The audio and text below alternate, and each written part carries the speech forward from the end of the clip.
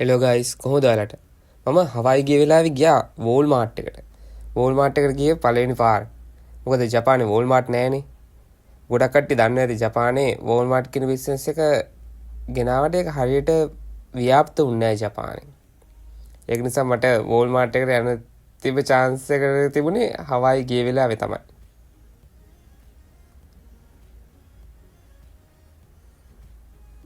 එක එක જાතිය ගොඩාක් දේවල් තිබුණා. ඒ කියන්නේ හෝම් සෙන්ටර් එකක්. හැමදේම තියෙනවා. ග්‍රොසරීස්ද ඊට පස්සේ ඔය ටීවී සනම්මනන්ද නැති දෙයක් නැහැ. ඒක බලලා ඉවර කරන්න තරම් වෙලාවක් තිබුණේ නැහැ. එච්චරට ලොකුයි ඒක. ඒ ස්විමින් ට්‍රන්ක්ස් උත් තියෙනවා. මං ගාතේ තියෙන ස්විමින් ට්‍රන්ක් එකක් මෙතනින්.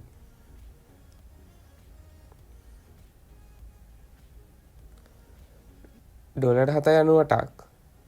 පොඩ්ඩක් ජපානෙත් එක බලද්දි ගණන් මොකද මේ දවස්වල යෙන් එක ගණන් වැඩි කියලා කියනවා.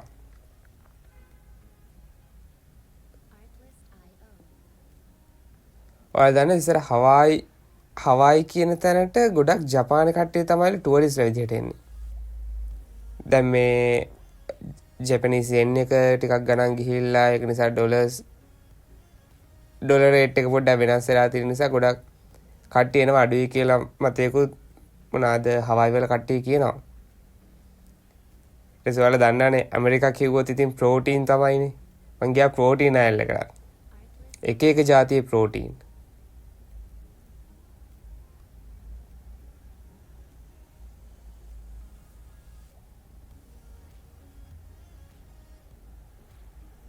ඒ වගේම එක එක જાතියේ ක්‍රියේටින් උත් තියෙනවා.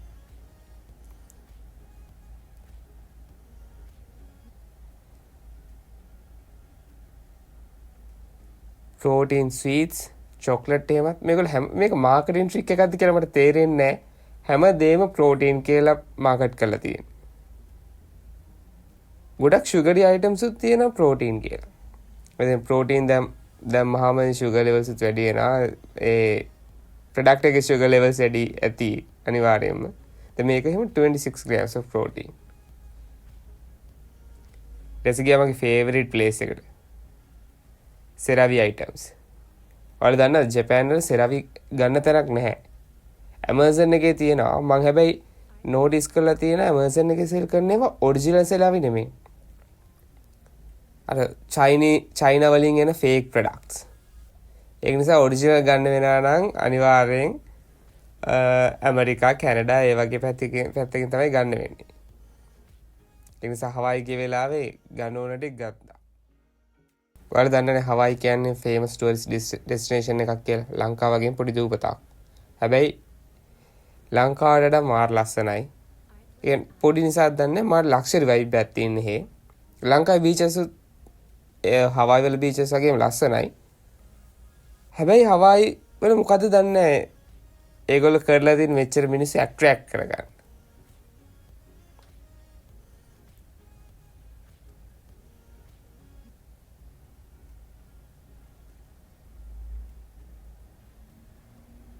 දැන් හවායි වලට ගියාට පස්සේ හවායි වලයි ලංකාවේ ලොකු වෙනසක් තේරෙනවා කියලා මට තේරෙන්නේ නැහැ. නේචර් එක දිහා බැලුවාම.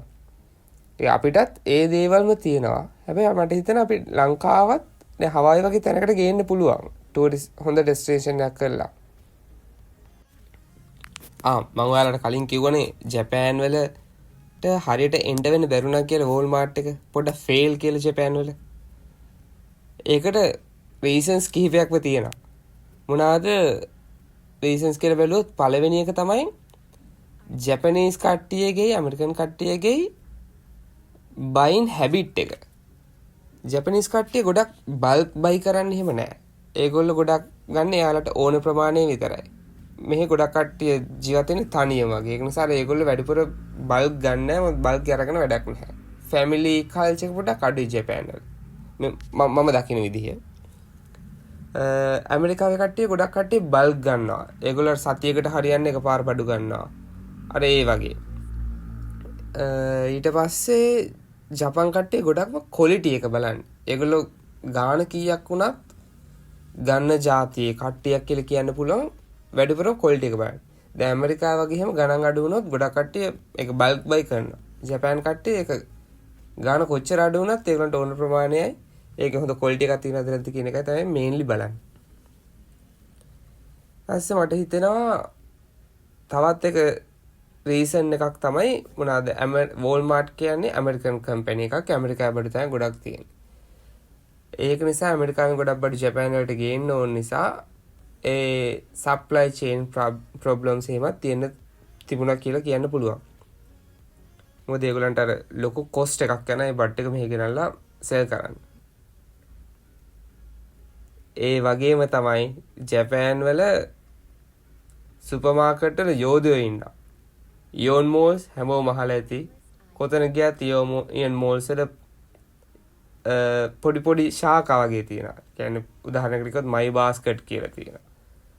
ඒ වගේ ඒවා හැමතැනම තියෙන. ඒක නිසා ඉයෝන් කියන්නේ ජපාන් වල ලොකු කම්පැනි එකක්. ඒක නිසා ඒකත් එක්ක කම්පීට් කරන්න බෑ.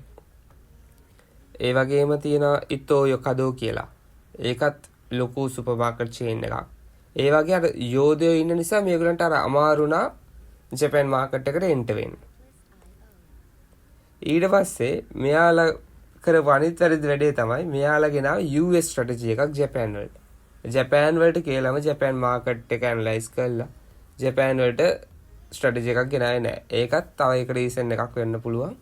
මෙයාලා ජපාන් වල ෆේල් වුණා.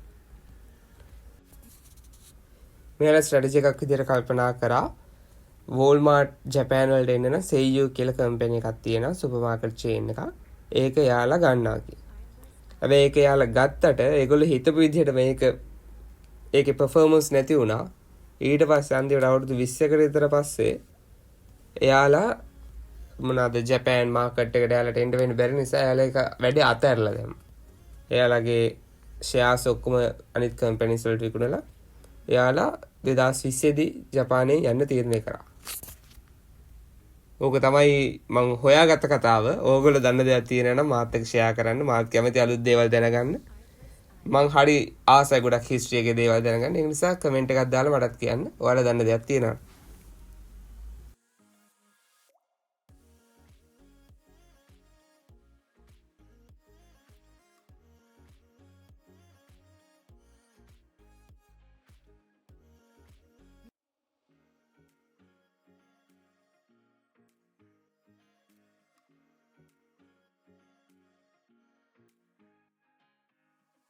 Artlist.io.